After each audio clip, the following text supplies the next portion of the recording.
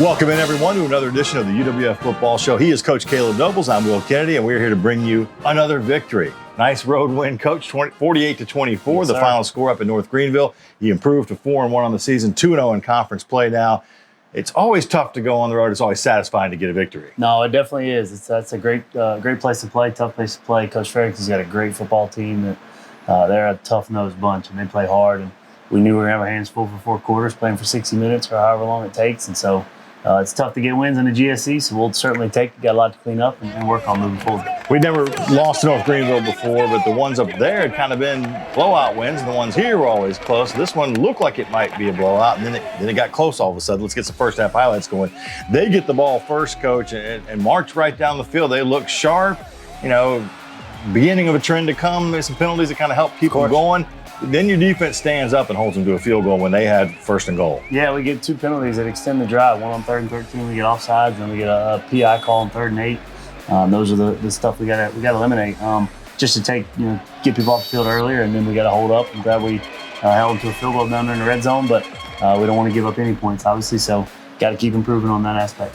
It kind of goes back and forth for a little while. It's a really kind of slow-moving first quarter, and still 3-0. Then all of a sudden you get a drive going, and again, a little look into things to come.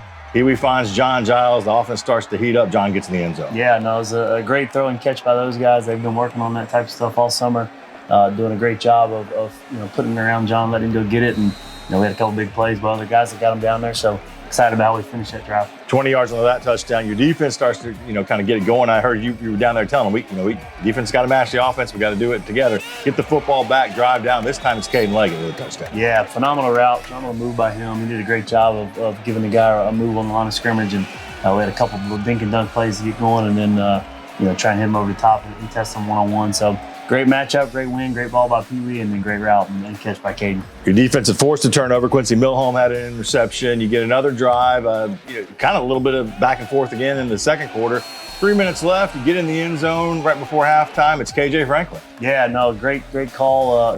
Had a chance to do a little pump and go, and it was something that Pee Wee kind of talked about. So just be able to let those guys have the keys to the offense sometimes and run what they feel is best. And we executed it well. KJ Franklin's phenomenal, and we're excited to see him getting improved in this offense. Missed an extra point first time this season. 20-3 is the score, and then you get the football back with 45 seconds left. You're able to get a turnover. Ralph gets in there. Ralph Ortiz again with an interception, and you got plenty of time. You're able to move efficiently down the field. End up with a field goal chance. That's a miss, a little bit of a hook. I could talk to Griff Sarah after, beating himself up over it. But Pee Wee was razor sharp in the first half. I mean, he almost had a whole game's worth of stats at that point, and completing like 80% of his passes. John Giles again looked like he had a whole game's worth of stats. Everything seemed to be working offensively. Yeah, no, those guys, when you have really good football players, they make play calling a little bit easier on myself. And Pee Wee had a great first half. He's very efficient with the football.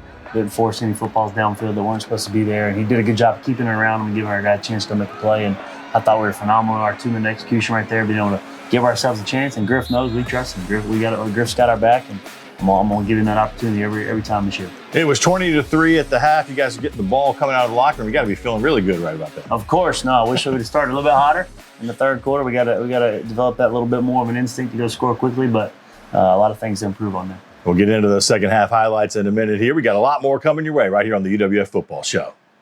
Why do you love your favorite pair of jeans? What keeps you connected to your oldest friends? How do you know that the solution you seek is right for you? The answer is simple. It's the fit. And at Penair Credit Union, we believe your finances should fit you perfectly. It's the right checking account for how you spend your time and money. It's the right loan for where you are and where you're headed next. It's local banking that's as comfortable as your favorite pair of jeans. So come join us at Penair Credit Union. You'll fit right in. This is not a restaurant. This is slow smoking that stirs your soul. The stuff that makes going out feel like coming home. This is not a restaurant. It's a barbecue. 50 years in the making. Come fill up on all your favorites. Sonny's Barbecue. Come taste tradition. Welcome back into the UWF Football Show here with Coach Caleb Nobles, up 20-3 at the half at North Greenville. You never take anybody for granted, no matter who the team is and what they did the week before. You guys get the ball coming out of the locker room as we get into some second half highlights. Don't go anywhere. And I know that's disappointing to you because you were just saying you want to come out and seize the moment. Yeah, no, especially, really we talk about that middle eight. If you get a chance to get the ball right before half and finish the last possession and then get the ball right after half, those are the scoring points, opportunities that you can really pull a game away. And so not getting the field goal and then not scoring right after half is something that we got to improve on. We had great opportunities to go stretch the lead even more, and so we got to improve on that and then finish, put the ball in the end zone. North Greenville takes advantage of that. They get a chance to drive down the field. Dylan Ramirez, he wasn't great in the game, but for moments when they kind of got things going, he was able to find the end zone and get into the end zone and make it a 20-10 game. And all of a sudden, we got a football game there. And you guys answered right away, though. You get another drive going, and let's get a little more John Giles in the mix. No, of course. You got to hit John on a couple big plays. He's a phenomenal player, and I thought our guys responded well. We kept challenging them. Hey, man, these guys are not going to go away. This is a resilient bunch that we're playing. We got to be a full 60-minute game, and so I like how we responded a couple times when we were challenged, and I like that we were able to answer the call. Pee Wee punches one in and gets a rushing touchdown. He throw for 5 and the 5 passing touchdowns, run one in as well in the game. They get the ball back. Kudos to them. Coach Farrington, they get another touchdown drive and go down the field and kind of keep pace with you.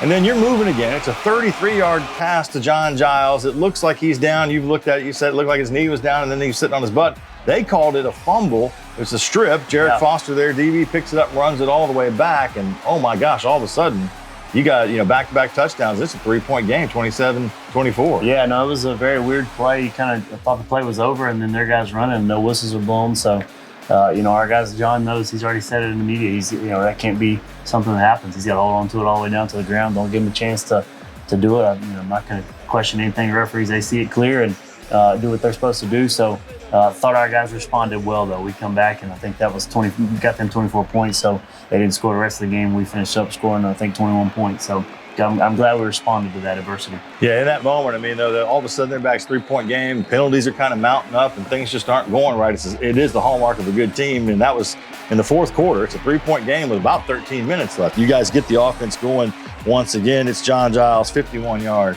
touchdown pass. All of a sudden the numbers are racking up. Of course. I'm not good at math, but I'm up there, keeping track of it. This is a great play. No, it's phenomenal. And I tried to take a deep shot on the drive before to try and pull away, and we didn't come up with it. But I wanted to give John a shot to go up and get it and make a play that could end the game, we felt like. And obviously, he did a great job of doing that. We're very excited we were able to extend that lead even more. He wasn't done yet. He'd get a 44-yarder the next time you find the end zone. As all of a sudden, John Giles is 277 yards, 11 catches, 3 touchdowns, breaks Quentin Randolph's record from the 2019 National Championship game.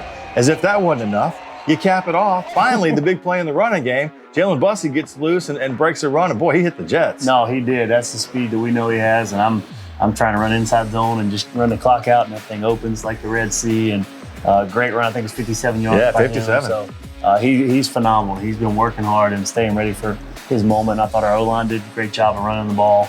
They did a great job pass pro and all of our running backs. We got 3 guys that can run hard. So excited about that, and I'm excited that we finished with a big run. Quincy Milholm had another interception, so 2 picks in the game. I think he had 5 tackles. Great game for him. You guys get that victory, 48-24, the final on that one. So 4-1, 2-0 in the conference. Coming up next here on the UWF Football Show, let's talk about the next opponent, homecoming week on the campus here. Shorter's coming to town, and we're going to talk to another Argo legend, kind of like Coach Nobles here, Joe Wintrick. You know him, you love him, even with the short hair. That's coming up next on the UWF Football Show.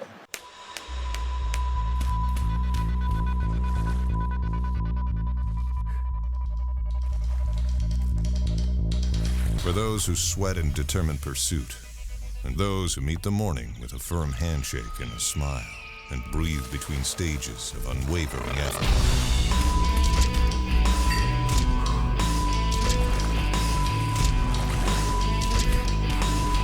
Andrews Institute, for those who move.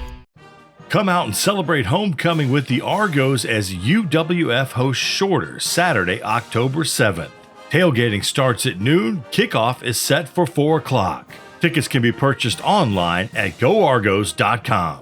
Welcome back into the UWF Football Show. It is homecoming week. Coach Noble's here, and yeah, you guys have Shorter coming in, and they've been a homecoming opponent, I think, before, if my memory serves me correct.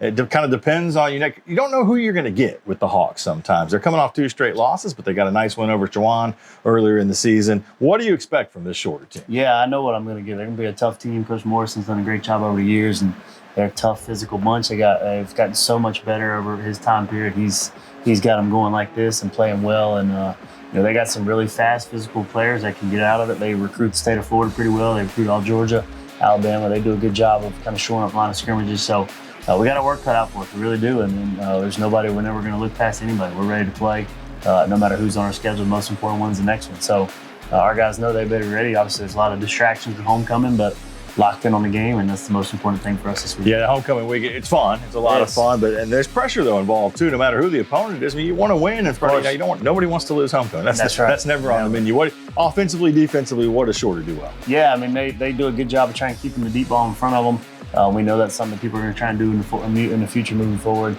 And then defensively, they got a couple really good quarterbacks that can play. Some big O linemen, they run the ball well.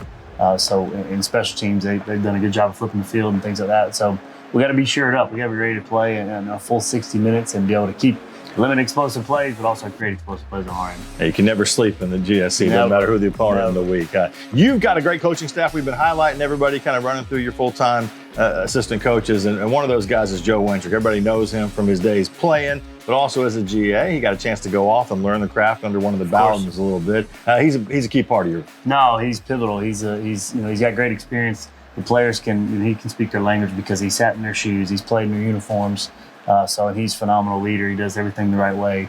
I was very pleased to be able to get him here, and I know he's excited to be back at UWF and work at a place that he's able to win a championship with that. Let's hear from Big Joe.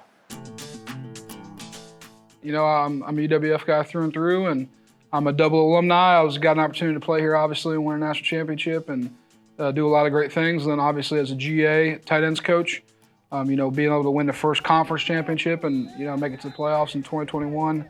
And also, while getting my master's degree was huge. And so, I got an opportunity to come back, and, it means the world for me, and I'm very excited to be here. I left here and I went to ULM, University of Louisiana Monroe, as the assistant offensive line coach under head coach Terry Bowden.